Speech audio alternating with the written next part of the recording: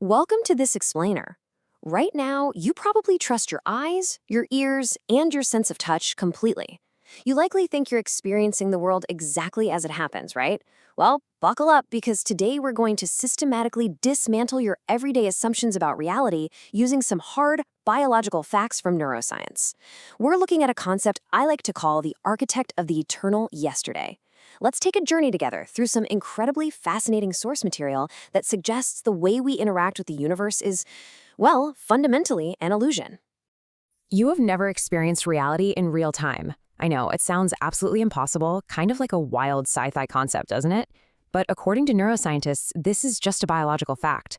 By the time you become aware of my voice right now, it has already happened in the past. If you clap your hands together, the sound you hear and that physical sensation you feel on impact, they aren't truly instantaneous. You are constantly, perpetually living on a delay. You're essentially just watching a replay of your own life.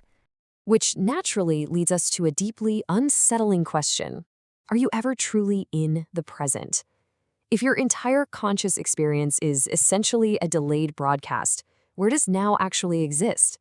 Just think about the implications of that for a second. We build our entire lives around this concept of living in the moment, being present, reacting to the now. But if the science is telling us the now is already gone by the time our brain processes it, what exactly are we experiencing? Section 1, the science of the sensory lag. Okay, let's dive right into this. We're going to break down the fast-paced biological mechanics that literally force you to live in the past, because it all comes down to the physical limitations of the universe and the wiring of your own body. So here is exactly how this lag breaks down in 3 physical steps. Step 1, light and sound hit your receptors. Even though light is the fastest thing in the universe, it still takes actual physical time to travel from an object to your retina. And sound? That takes even longer. Think about a thunderstorm, right? You see the lightning flash and then, seconds later, you hear the thunder. The event happened at the exact same time, but the physical waves travel at different speeds. Well, your body is dealing with a micro version of thunder and lightning every single second of your life. Step 2, nerves transmit those signals. Once your eyes and ears capture that data, they have to send it as electrical impulses through your nervous system all the way up to your brain. That transit takes physical time. If you stub your toe, that pain signal literally has to travel up your leg and your spine before your brain even gets the memo. And step 3, the brain takes milliseconds to process reality. Your brain isn't some magical instant translator. It's a dense biological machine made of billions of neurons that needs physical time to decode those signals, sort them out, and render a conscious image or sound. Add all those physical steps up, and you have a very real, measurable gap in time. Researchers have a specific name for this gap: sensory lag. It's the physical delay between an event occurring in the real world and the brain consciously processing it. Depending on what's happening, this lag can be anywhere from 50 to 80 milliseconds, or even more if your brain is working hard on something else. Now, 50 milliseconds might sound incredibly fast to you and me, but in the realm of physics, it is a massive, glaring delay. Actually, let me put that into perspective. In 50 milliseconds, a car driving down the highway travels over 4 feet. That means your conscious awareness of that car is always 4 feet behind where the vehicle physically is. Your awareness is basically a live television broadcast with a mandatory built-in delay. You never actually get to see the live event. And this brilliantly illustrates the core problem your brain has to solve every single waking second.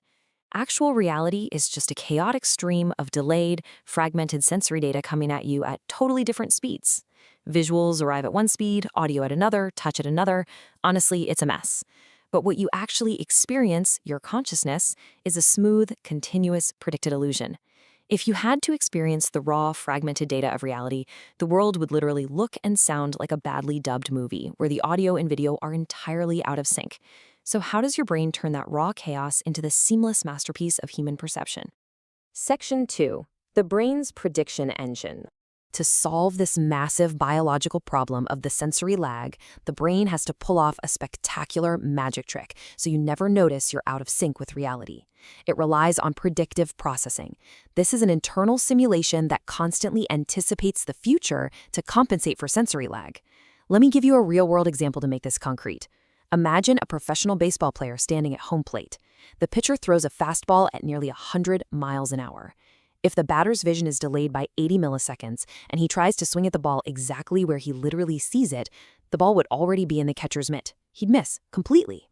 So to keep you functional, your brain literally predicts where the object will be and projects that prediction into your consciousness.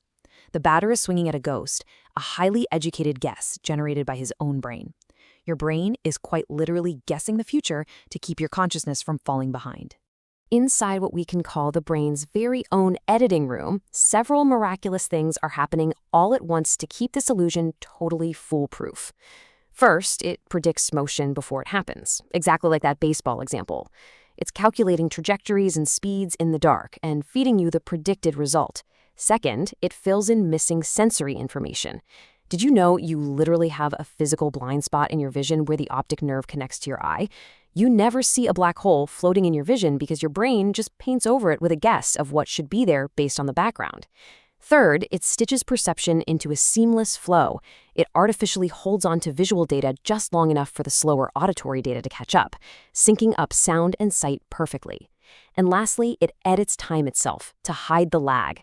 Your brain literally doctors the timestamps on your sensory inputs so that when you snap your fingers, the sight, the sound, and the physical feeling all appear completely instantaneous.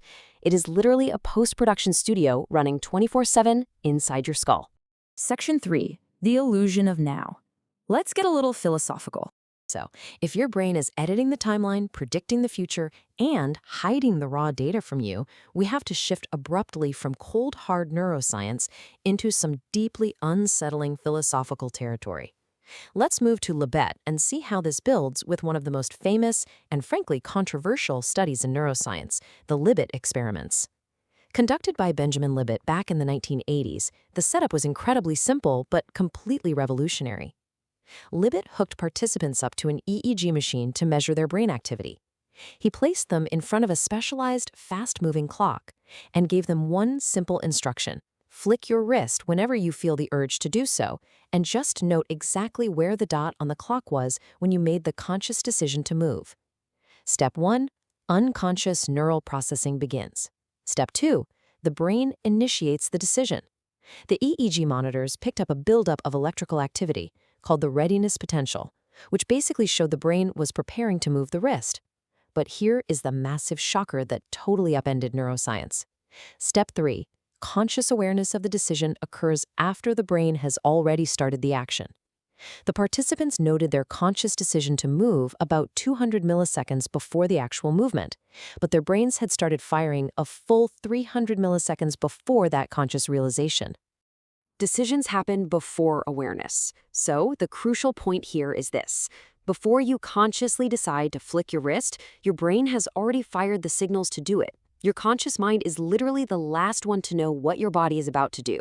You think you're making a choice, but the neuroscience suggests your physical brain makes the choice in the dark and then basically sends a memo to your conscious mind, letting you take the credit for a decision that was already made.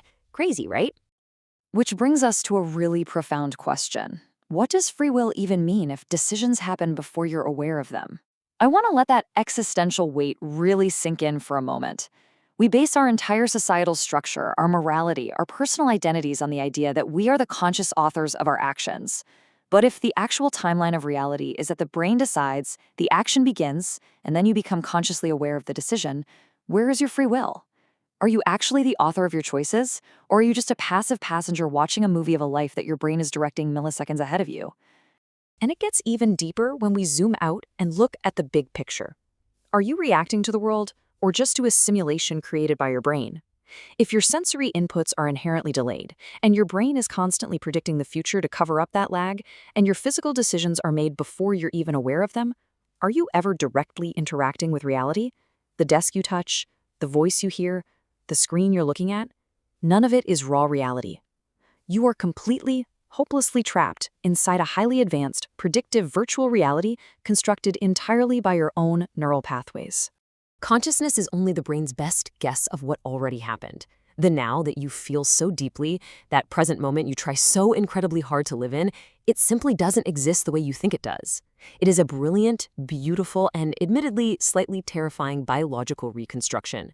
You are forever the architect of an eternal yesterday. So I'll leave you with this. If your brain is already living in the future just to help you survive the present, what decision has it already made for you next? Thank you so much for joining me on this explainer, and until next time, keep questioning the reality around you.